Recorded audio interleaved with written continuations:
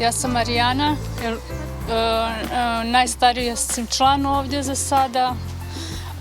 Inače sam nezaposlena osoba i onda pomažemo jedni drugima i svi smo na neki način, svi smo jednaki.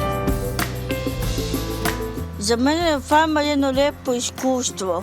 Sve što kuhamo radimo iz naše bašte, iz plastenika.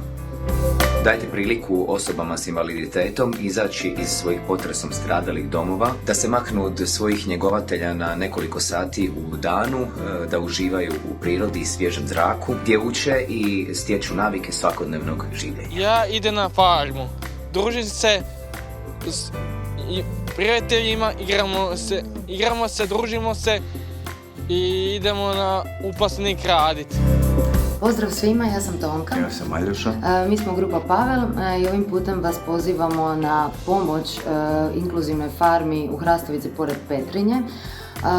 Oni rade plemenit posao i pokrenuli su crowdfunding kampanju kojom žele malo poboljšati svoje aktivnosti vezane za farmu, pa evo ovim putem vas pozivamo da pomognete.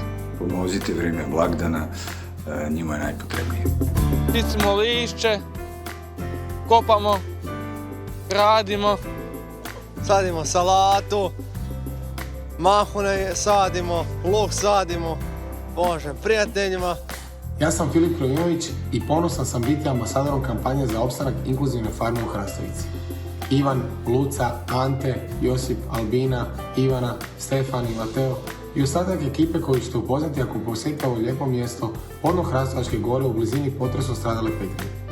Ne traže vaše sažaljenje, već traže priliku i jednake mogućnosti za sebe u društvu. Evo, ako za mene farma znači ovako lijepo druženje sa frendicama, frendovima. Volim dolaziti inkluzivna farma Hrastovica jer mi je jako lijepo sviđa se što radimo. Lijep pozdrav, ja sam Maja Sever. Osim što sam novinarka, često idem u vaše krajeve, ali put me nekoliko puta nanio i do inkluzivne farme. I moram vam reći da sam svaki put bila, pa čak bi rekla, impresionirana. S onim što ste do sada napravili, sa pozitivnom energijom, sa divnim ljudima.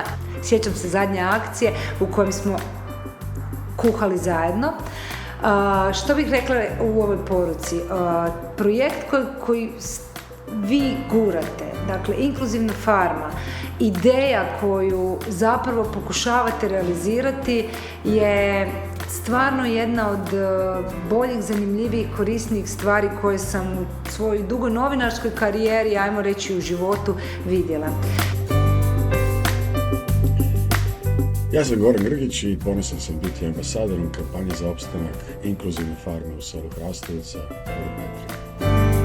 Ali volimo našu farmu!